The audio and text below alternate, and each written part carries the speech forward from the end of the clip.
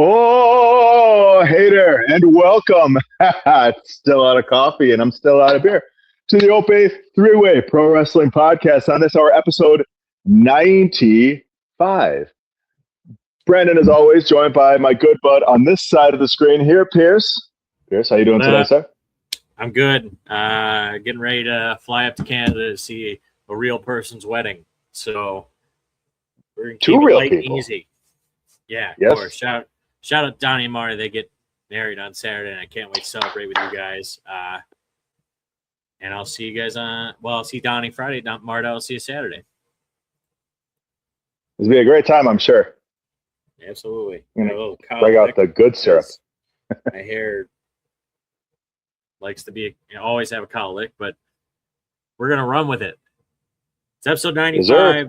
We're gonna keep it light and easy. All we got today is Saturday night's main event, and on this day, before anything, I do want to give a big shout out to our friends over at the Main Event Network, which we are affiliated with. Make sure to subscribe to everybody on the network, and make sure to subscribe to us to keep up to date with our new episodes and what else we may have going on. So before we get too far into it, you think you know me?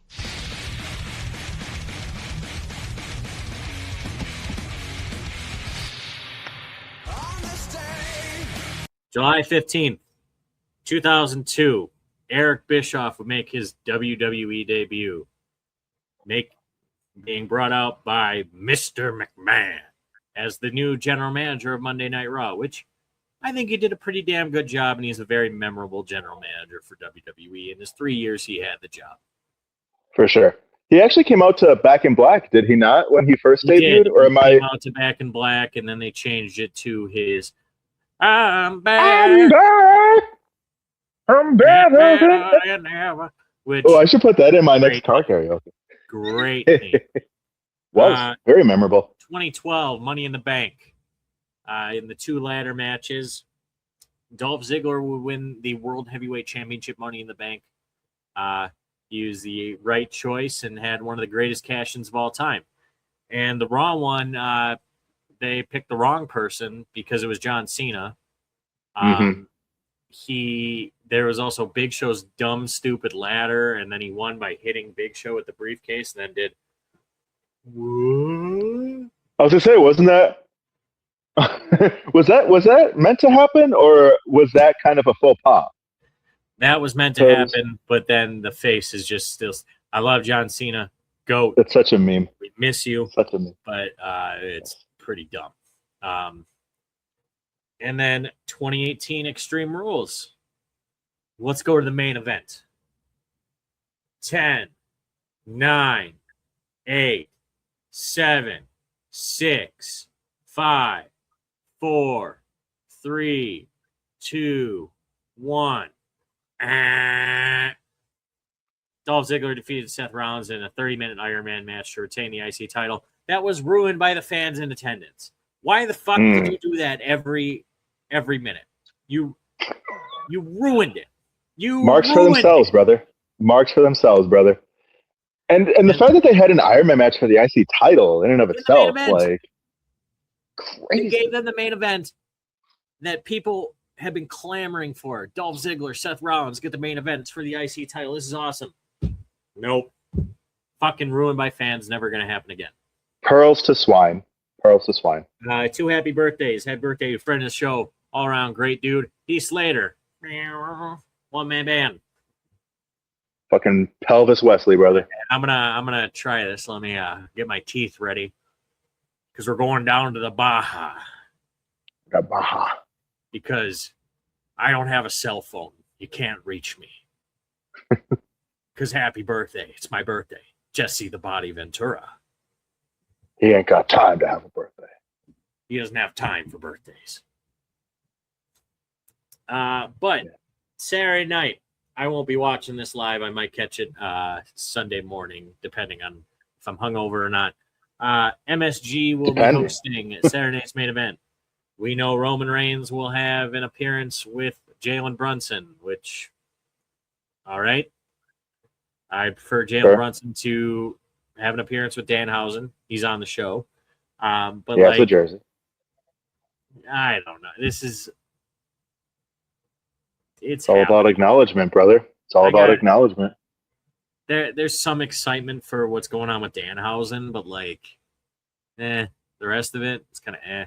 Although the main event is somewhat interesting, but I guess we'll get right into it. Danhausen versus JD McDonough with Dominic Mysterio in a no DQ match. I guess it just depends on who's Danhausen's Frankenstein. And I have no idea. Genuine theories have abounded. Yeah. It's not Baron Corbin, but he's back. Woo! Yeah, that's okay. Amazing. And brother, I don't know. It's amazing. Sure. Baron he's got a great finisher. He's got a great signature too. But yeah, he also has a great entrance. He's good on the mic. He has a lot of good peripheral stuff.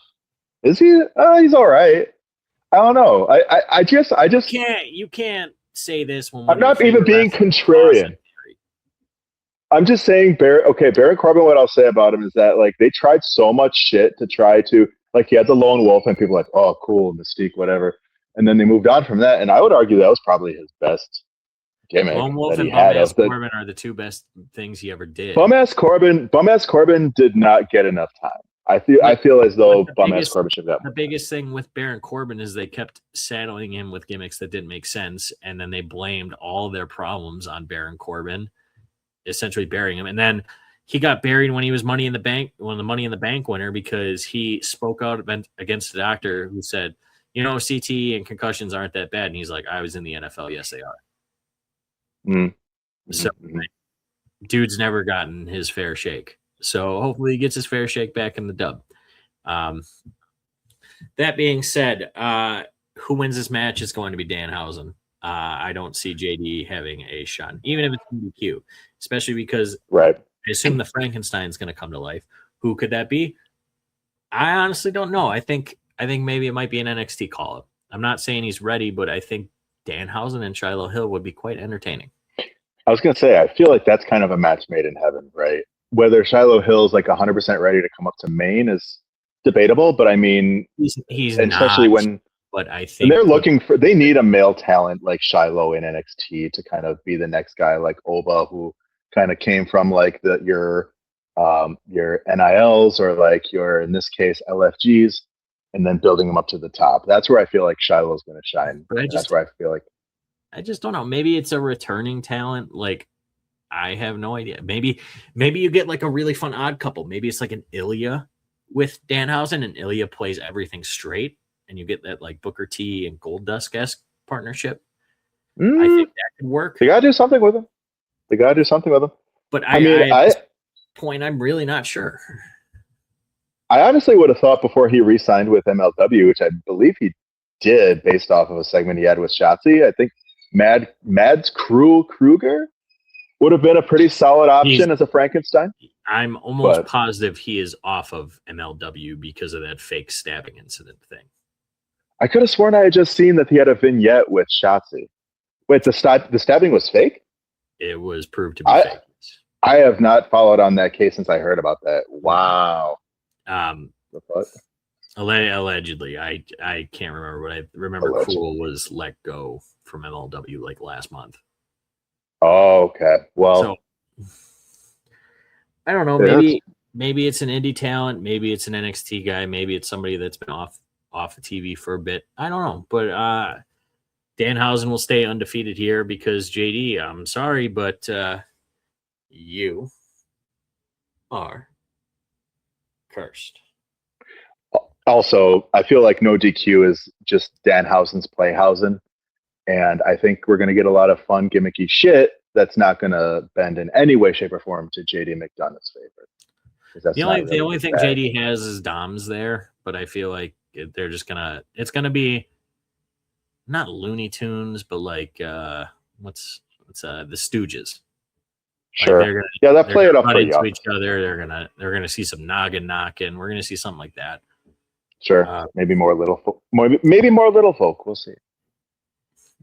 Or we need Omashausen. Oh Christ! What if it's fucking Omos? I would. You know, everyone thought he was everyone pop, thought he was El Grande Americano there for the longest time. I'd pop You know? so hard. I'd buy. I would buy. Yes. Paige and Brie Bella versus Fatal Influence for the Women's Tag Team Championship. I kind of like to see Fatal Influence win this. It's Fallon, it's Laney and Fallon. I think with what's going on with Rhea Ripley, they gotta take title off her. It's been over 4 weeks.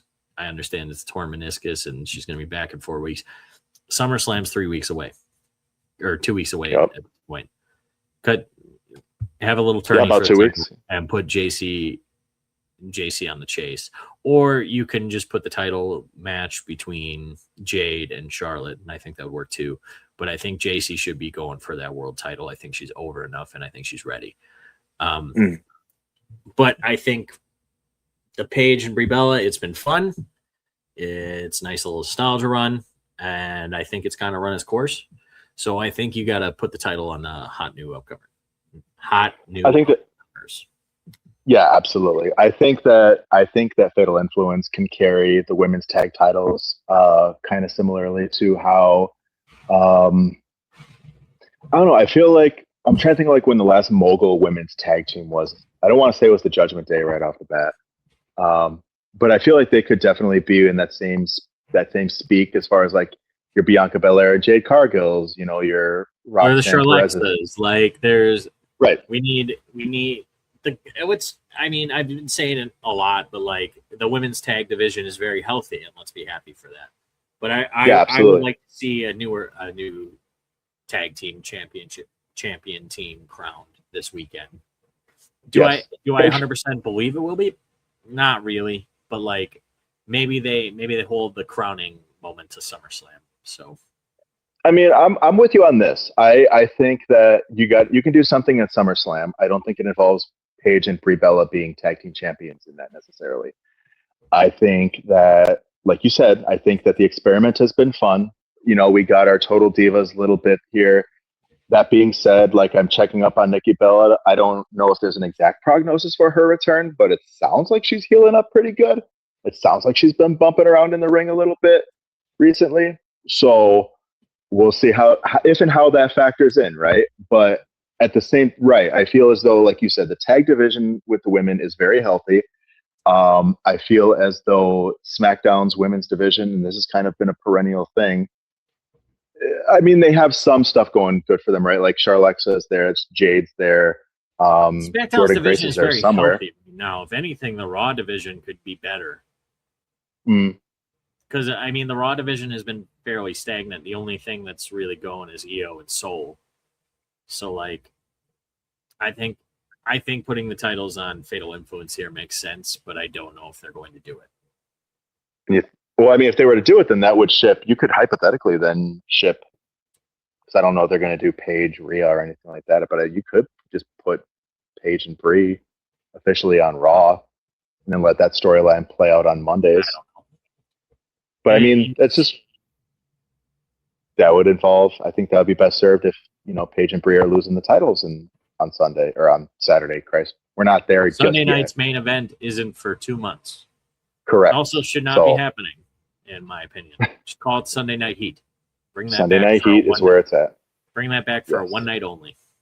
Completely agreed. Yeah, instead of like kind of like the equivalent of like AEW Dark would be like its own event. That'd be pretty sweet, just for the millennials. But Bayley versus Lyra. This is besides Danhausen and JD, this has the most build for the card. Kind of wish this was on SummerSlam. I don't think that is fair to either of them. Lyra came out looking disheveled and nuts, and I thought that was cool. She had that Jason's mother, Pamela Voorhees sweater on. She's like, come to Mother Bailey, kill for Mother. She looks like she crawled out of a bog. She looks like something like a swamp hag out of like Irish folklore or something. So you know what I mean? I think Lyra should win here. Mhm. I've been saying it for a while. I think Bailey's kind of on her last little run in WWE before Yeah. maybe she goes over to AEW. I don't really know. But I think, man, Lyra's promo on Monday, like, I don't want to say it was true, but, like, Bailey is really the, like, horsewoman that's been forgotten. It's unfortunate, but Arguably, yeah. she's the best one. She's the most consistent. No, that much I'll speak to. Better or worse, yeah.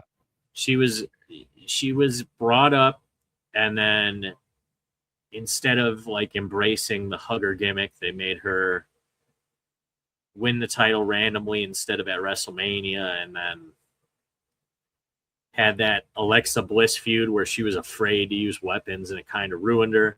Then she became the MVP of the pandemic, and then she was gone for 2 years, and she came back, and Damage Control just never got. They were over, but they never got over the hump. She probably should have won the world title then. Did win the Royal Rumble, had arguably the best match of WrestleMania 40, but then it's just kind of been, stagnant. Her and Lyra have been a very fun pairing, but I think it could have been better. And it's nothing on Bailey. Most consistent woman on that roster, and I'll stand by that. Agreed. But at the same time, if she's not growing, then she's not. And there's a lot of women on that roster, and coincidentally, being one of the women who helped pave the way for that growth, helped clear the brush out. Has she been given the room to grow necessarily? Are you referring to Lyra or Bailey? Bailey. I think she kind of has. I think she's been given opportunities, and frankly, like, I don't know what it is. It's one of those things where it's like, and certain other wrestlers have gotten this kind of criticism as well. Like, she was over, like, when she was starting out and she was the plucky young upstart. I think it's just one of those cases. It's like kind of like, I almost think of her like kind of like a femme Sami Zayn in a way, where like she's much better in a chase. She's a perennial underdog, but Sammy's also a bit more like, I guess, for some reason, like, I don't know, like something about Sammy resonates a little bit more than Bailey. I think, and they try with part Bailey. of it is that the hugger never got to the point where it should have on the main roster, and that's fully on the booking. When you have somebody that's this underdog who is also incredible in the ring and is super over with the young fans, and then they just didn't care. Yeah. And I don't know. The hugger gimmick is kind of like a rookie year, maybe like first 2 to 3 years kind of gimmick, though. You know what I mean? Yeah, like, you don't want her to be the hugger for they basically had long. the female John Cena. And in a sense. They didn't care. But that's on a out of touch old man who thought he knew better than everybody. With all that said, I do think Lyra should get the win here. I could see Bailey getting it, and then they do something bigger at SummerSlam. Assuming she makes it that long, right? I don't know. I'm gonna go with Lyra, but I can see it going either way.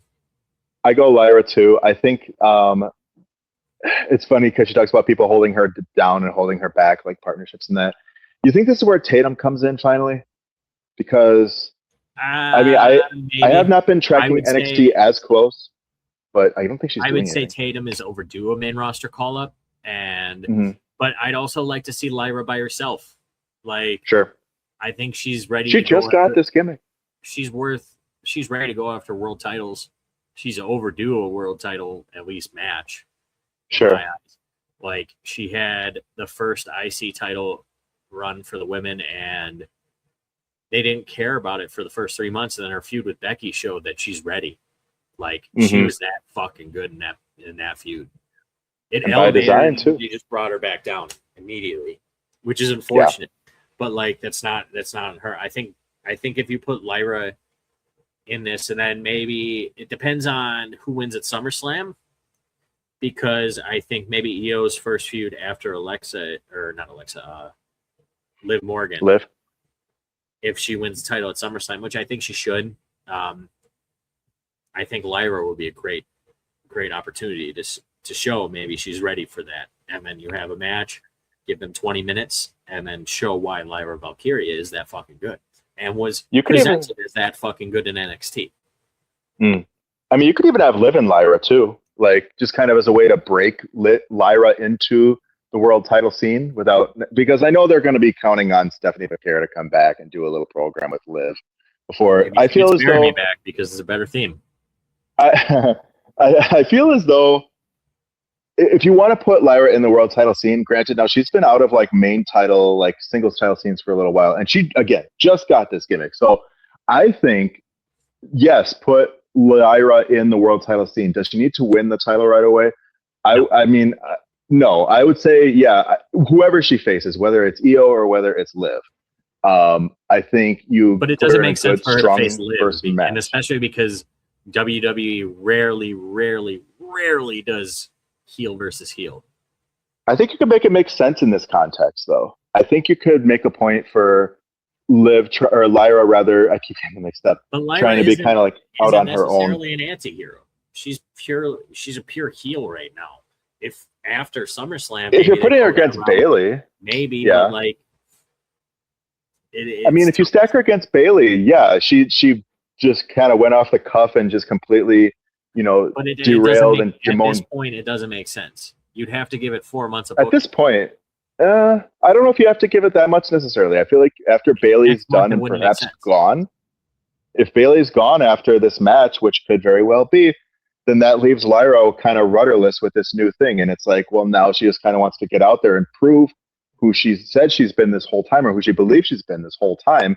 And I feel like, her trying to prove that, Liv kind of gets in the way of that and kind of disrupts her ego a little bit, kind of throws her a little bit off. But then you have just a solid, like, fucking rough and tumble match between the both of them. I think there's potential there. It's unorthodox. It's not, red versus blue or face v heel necessarily, but I think there's something, even in the short term, they can do with that. That would be intriguing. But at this point, I would say no, but maybe. In the assumed main event, CM Punk, Cody Rhodes versus Gunther and Sami Zayn. Tough match call. It's also a weird fucking match. Like really fucking weird. I dislike the can they coexist, even though we know Cody and CM Punk can coexist.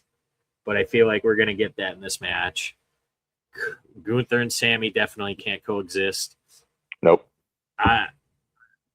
I would assume Sammy is getting pinned here because Gunther is going to go after Nick Aldis at some point, and it should not be Gunther versus Sammy at SummerSlam. It should be Gunther versus Nick Aldis, and I expect the face team to win.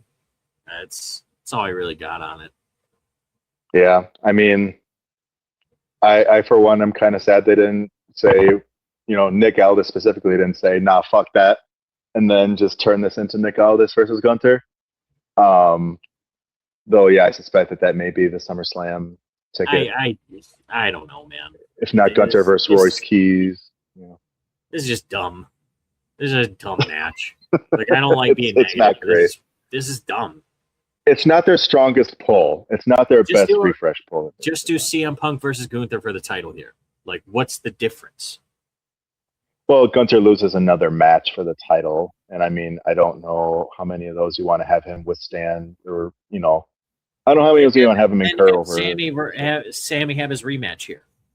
Give people that hope. I mean, that's what I would do. Like, yeah, it's Punk telling Sammy, shut your fucking mouth and prove you're the best. That's what I would do. And then if there's some iota of shenanigan, then Sammy can still continue to carry this forward until Saudi Mania, right? Like, I agree, but they got to put Cody and Gunther on the card because they're too high value in order to. And as we're kind of seeing, especially leading into SummerSlam or any big PLE, they got to put all their high drawing cards out on the table. So that's whatever, right? That's what it is, and they got to make that work somehow. But it is a dumb match. I concur. It's stupid. I concur. Like, I want to care about it, but I can't because it just doesn't make sense. Everything else makes sense. Except this. Nick Aldis might have made this match out of spite, though. So MSG, I hope you guys show out and show up. I expect that for Madison Square Garden, world's most famous arena. But like I said, I won't watch live. So no spoilers, please.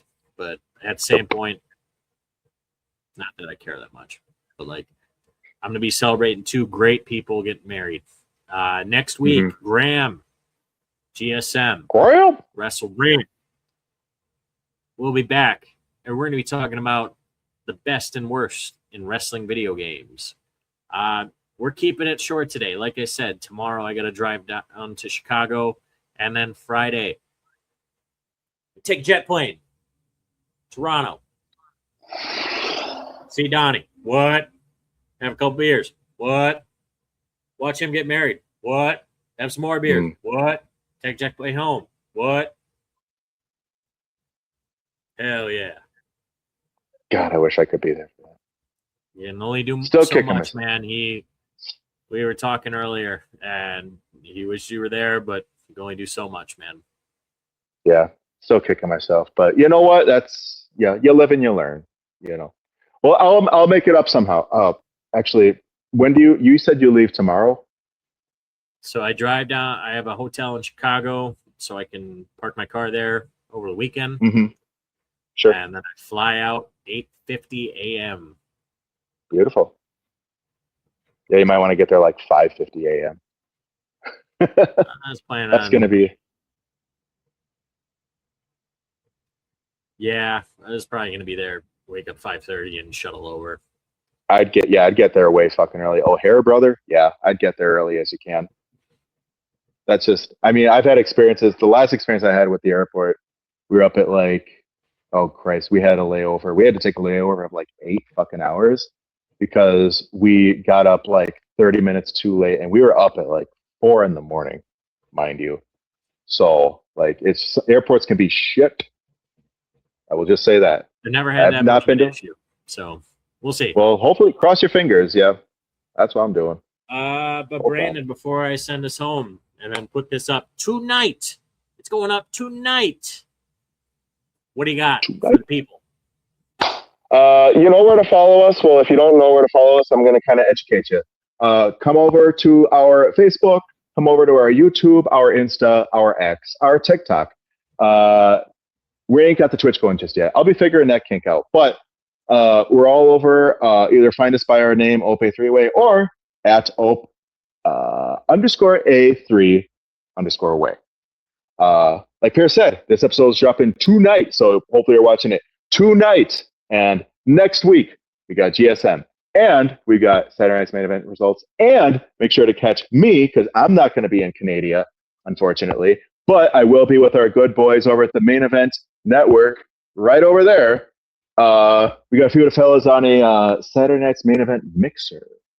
That's going to be and then out. next week Sunday, you can also catch me. We are doing an AEW Redemption mixer, and I will be there with, at this point, as I know, Tanner of the Kick Out podcast. So, for all of us at the Main Event Network, thanks for stopping in the Ope-Eh 3-Way. Have a beer on us, and we'll see you next time.